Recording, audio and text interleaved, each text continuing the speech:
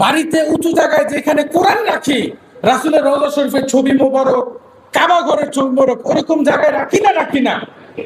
আমরা যখন জায়নামাজে কাবা ঘরের ছবি আর রওজা শরীফের ছবি থাকে, আমরা যখন নামাজের পরে পা বিছাইয়া বসি, বলেন তো আপনার পাটা কোথায় লাগে?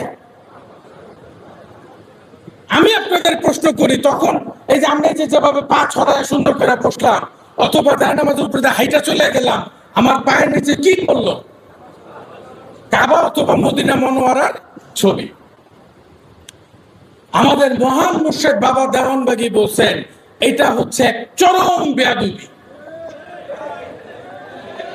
এটা চরম একটা বেয়াদবি। আমাদেরকে বেয়াদবি থেকে ফিরতে হবে। এবং আলহামদুলিল্লাহ, আমাদের মহান মুর্শিদ বাবা দেওয়ানবাগীর এই সংস্কারটা এখন সারা বিশ্বে ছড়ায় পড়ছে। এখন বিশ্বের অনেক দেশে কাবা বা মদিনা মনোয়ারার ছবি কিন্তু জায়নামাজে নাই।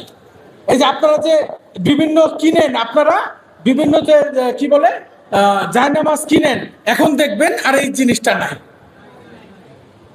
আমার মহান মুর্শিদের আরেকটা সংস্কার, আমাদের কমপ্লিট কোড অফ লাইফ, পূর্ণাঙ্গ জীবন বিধান কি বলেন তো? আমাদের ধর্মীয় গ্রন্থ এবং পূর্ণাঙ্গ জীবন বিধানের নাম কি?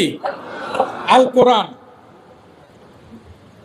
মানুষকে জিজ্ঞেস করেন পবিত্র কোরআনের আয়াত সংখ্যা কত? সবাই এক বাক্যে বলবে ৬,৬০০। কোরআনের আয়াত সংখ্যা কত?